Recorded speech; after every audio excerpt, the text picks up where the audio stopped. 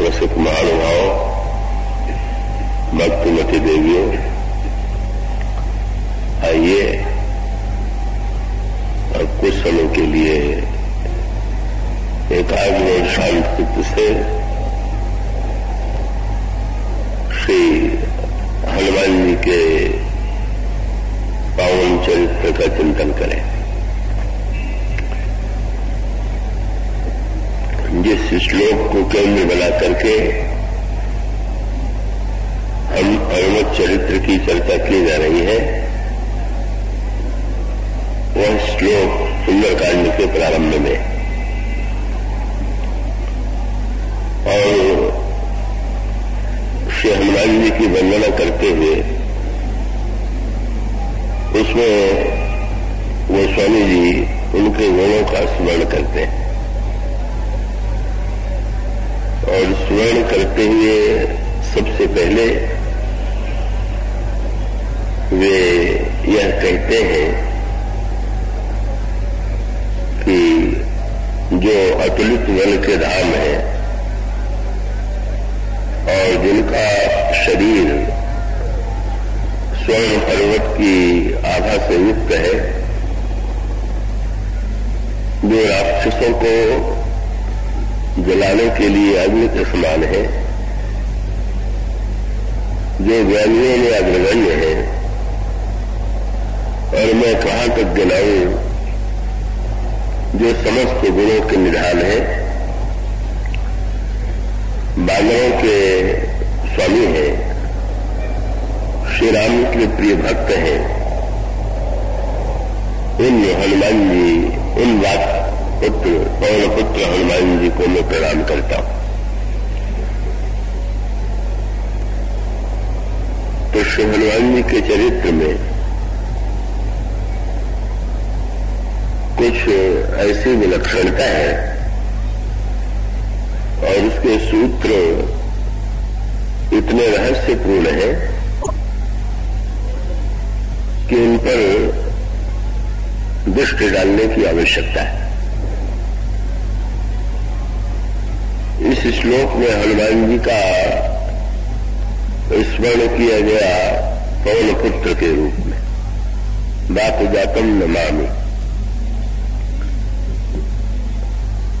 और जब आप हनुमान चालीसा पढ़ते हैं तो उसमें हनुमान जी का स्मरण किया गया है शंकर जी के पुत्र के रूप, और ऐतिहासिक संदर्भ में वे अंजना के पुत्र हैं और उनके पिता का नाम केसरी। और सुंदरकांड में भगवान राम और श्री सीता जी हनुमान जी को पुत्र के रूप में स्वीकार करते हैं, और इस तरह से हनुमान जी का परिचय बड़ा रहस्यपूर्ण है। वे पवन के पुत्र हैं, शंकर के पुत्र हैं, केसरी के पुत्र हैं और भगवान राम के पुत्र हैं। ये जो उनका विचित्र परिचय दिया गया, उसके पीछे निहित तात्पर्य क्या है?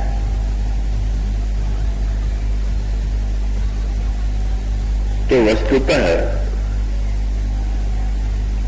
इन शब्दों में 4 दृष्टियों से हनुमान जी का परिचय दिया गया,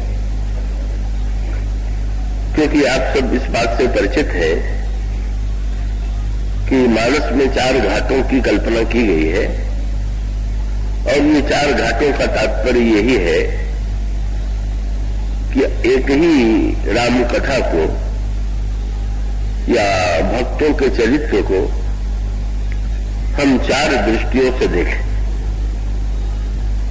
और उन 4 दृष्टियों से जो अलग अलग प्रेरणा मिलती है, उसमें से जो प्रेरणा हमें सबसे प्रिय लगे, जो हमारे संस्कार और भावना के अनुकूल हो, उसी प्रेरणा को हम स्वीकार करें।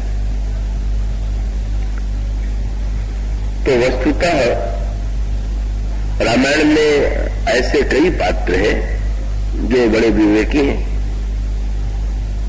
और कुछ पात्र ऐसे हैं जो बड़े कर्मयोगी हैं, और कुछ ऐसे चरित्र हैं कि जिनमें भक्ति योग की प्रधानता है। पर अगर हनुमान जी के विषय में विचार करें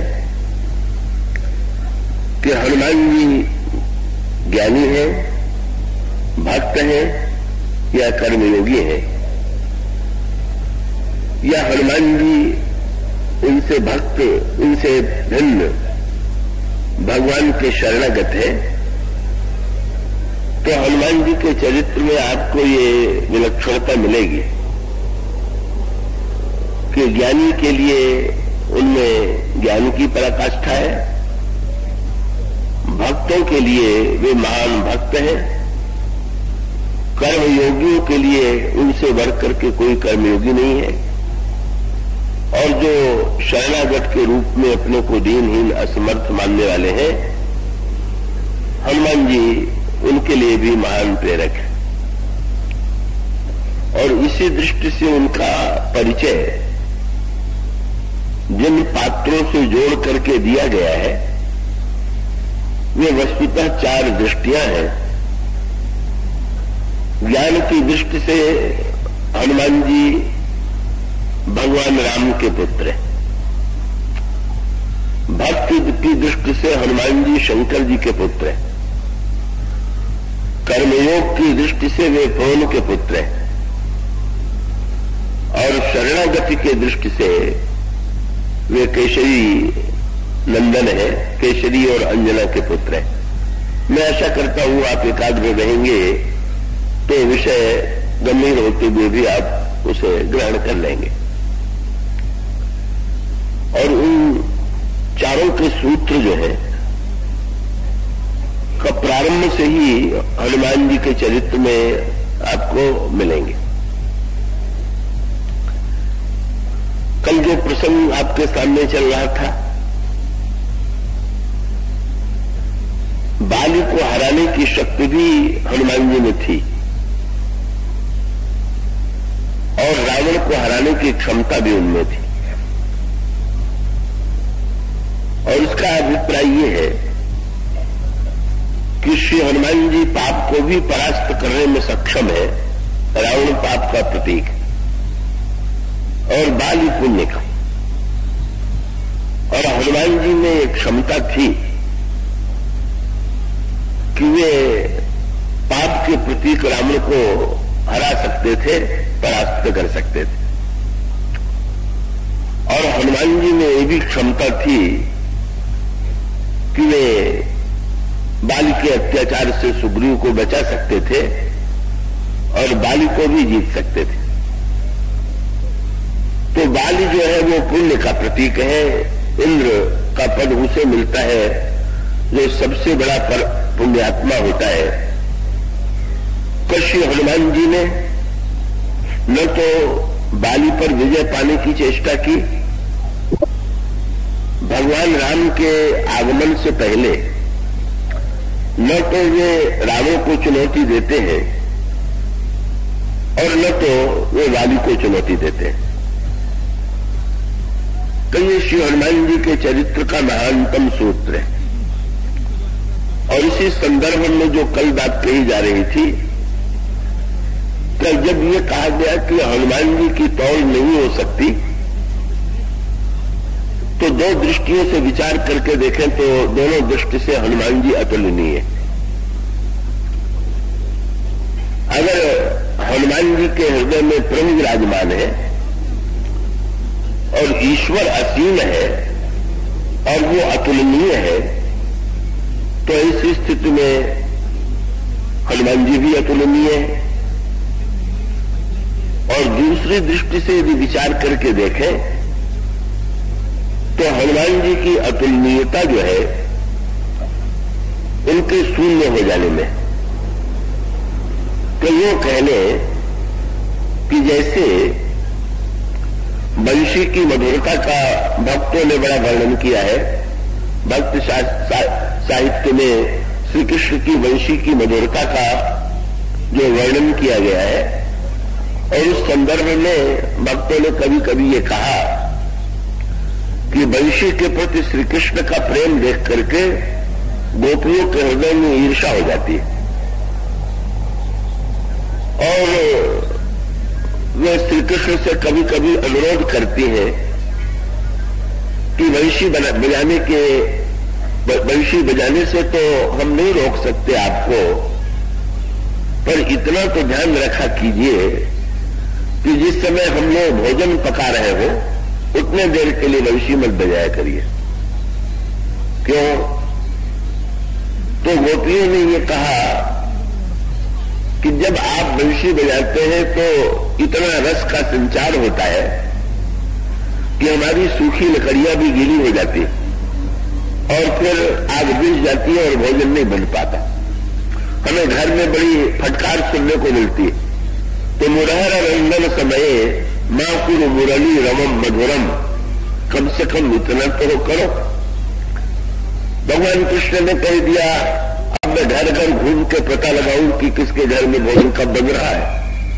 मेरी तो जब इच्छा होगी तो हम बजाएंगे। और तब गोपियों ने यह कहा कि वंशी को चुरा लो। वंशी किसी तरह से चुरा ली गई, पर जब ये सोचा गया कि क्या इस बंसी को नष्ट कर दिया जाए, तो श्री राधा रानी ने कहा कि बंशी से ये रहस्य तो हम लोग जान ले कि श्री कृष्ण को इतनी प्रिय क्यों है। और उन्होंने बंशी से पूछा, बंशी तुम तो बांस की बनी हुई हो और तुम में इतने छिद्र हैं। संस्कृत में छिद्र छेद को भी कहते हैं और दोष को भी कहते हैं। तो तुमने तुम्हारा शरीर छिद्र से भरा हुआ बांस की भी बनी हुई वंशी, उसमें इतना रस कहां से आ गया? और तुमसे श्री कृष्ण इतना जो प्रेम करते हैं, इसका क्या कारण है? तो गोपी ने बड़ा सुंदर संकेत किया कि अगर आप लोग मेरी विशेषता ढूंढ रही है तो मुझे देख लीजिए। क्या? बोले मैं तो आदि से अंत तक बिल्कुल पोली हूं, और जो पोला है या जो खाली है तो उसमें तो फिर किसी विशेषता की कोई कल्पना ही नहीं की जा सकती। गोपियों ने कहा अगर तुम्हें विशेषता न होती तो श्री कृष्ण तुमसे इतना प्रेम क्यों करते? वो बंशी ने महान मंत्र दे दिया। बंशी ने कहा कि वस्तुतः आप लोग मेरी विशेषता ढूंढ रही है, मुझमें तो सचमुच छिद्र है, मैं बिल्कुल खाली हूं। लेकिन इतना होते हुए भी आप लोग जिस स्वर को इतना मधुर समझती है कि वंशी का स्वर बड़ा मधुर है, वो मेरा स्वर थोड़ी है। कहो तो श्री कृष्ण का स्वर है, और मैं जो है श्री कृष्ण के स्वर को ही अपने आप में व्यक्त होने देती हूं, मेरा अपना कोई स्वर नहीं। का आप लोगों को मुझसे भले ही ईर्ष्या हो, पर वंशी में अगर श्री कृष्ण राधा को पुकारे तो मैं राधा को बुलाऊंगी, अगर वो ललिता को पुकारे तो ललिता को बुलाऊंगी, अगर वो गायों के लिए वंशी ध्वन करे तो मैं गायों को आकृष्ट करूंगी। तब मेरी कोई विशेषता नहीं है, मैं तो शून्य हूं, मैं तो भोली हूं, मैं तो खाली हूं। और श्री कृष्ण का स्वर ही जो तुम्हें मधुर सुनाई देता है वो उनका स्वर है, मेरा स्वर नहीं। श्री राधा रानी ने वंशी को हृदय से लगा लिया। बोले वंशी तुमने बड़े अद्भुत ऐसा बढ़िया रहस्य तुमने बता दिया कि वस्तुतः विशेष बन जाने में विशेषता उतनी नहीं है जितना शून्य बन जाने में। क्यों? का विशेष व्यक्ति बनेगा तो कुछ विशेषताएं तो ही उसमें आवेंगी, और जब शून्य बन जाएगा तो शून्य में तो वस्तुतः भगवान या तो शून्य शून्य होगा।